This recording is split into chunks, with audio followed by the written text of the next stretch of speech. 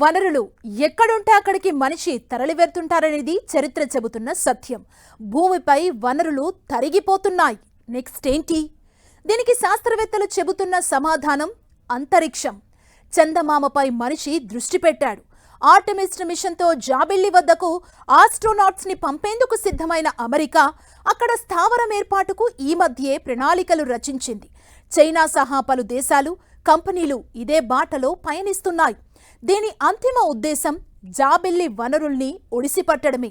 మూన్పై హీలియం-3 పుష్కలంగా ఉంది. దీంతో హైటెక్ మైనింగ్ కార్యకలాపాలకు చంద్రుడు అడ్డాగా మారబోతున్నాడు. హైడ్రోజన్ తర్వాత విశ్వంలో పుష్కలంగా ఉన్న రెండో అతిపెద్ద రసాయన మూలకం హీలియం. ఇందులో 9 రకాల ఐసోటోపులుండగా వాటిలో హీలియం-3, హీలియం-4 మాత్రమే స్థిరంగా ఉంటాయి. భూమిపై ఉన్న హీలియంలో హీలియం-4 వాటా 99.9%, హీలియం-3 వాటా 0.0002%. భూమికి బలమైన అయస్కాంత క్షేత్రం ఉంది. ఇది సౌర గాలులను అడ్డుకుంటుంది. అందువల్ల పుడమిపై హీలియం-3 పెద్ద మొత్తంలో నిక్షిప్తం కాలేదు. ప్రధానంగా అణ్వస్త్రాలు, కొన్ని రకాల అణు రియాక్టర్లలోని ట్రిటియం క్షీణిత ద్వారా ఇక్కడ అది ఉత్పత్తవుతోంది.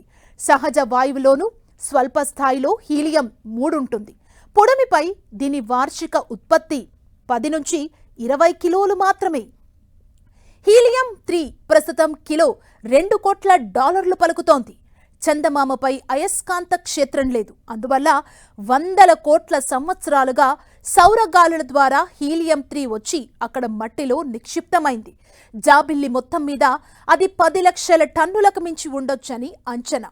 భవిష్యత్ తరం క్వాంటం విప్లవం భారీగా హీలియం-3పై ఆధారపడి ఉంటుంది.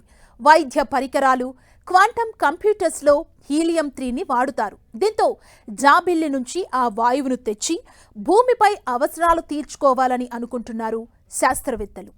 జాబిల్లిపై టన్ను మట్టిలో 2 మిల్లీగ్రాముల మేర హీలియం-3 ఉండొచ్చని అంచనా. కిలో వాయువు సేకరణకు దాదాపు 5 లక్షల టన్నుల మట్టిని ప్రాసెస్ చేయాలి.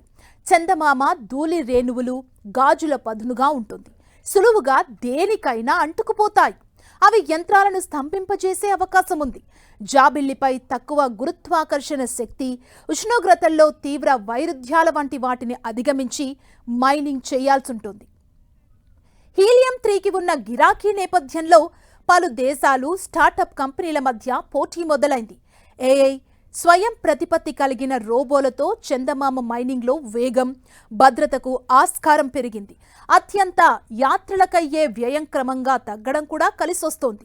2033 వరకు చంద్రమామ వద్దకు చేపట్ట తలపెట్టిన 450 మిషన్లలో దాదాపు సగం వాణిజ్యపరమైనవే. వీటి ద్వారా $150 బిలియన్ మేర ఆదాయం వస్తుందని అంచనా.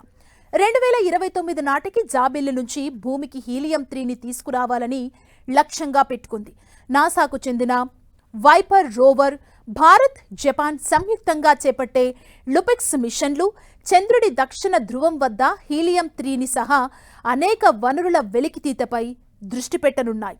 జపాన్కి చెందిన ispace, America startup company Magna Petra కూడా చంద్రమామపై మైనింగ్ కార్యకలాపాలను మెరుగుపరచడానికి ఏఐ ఆధారిత రోబోటిక్స్ సాయంతో ముందడుగు వేస్తున్నాయి.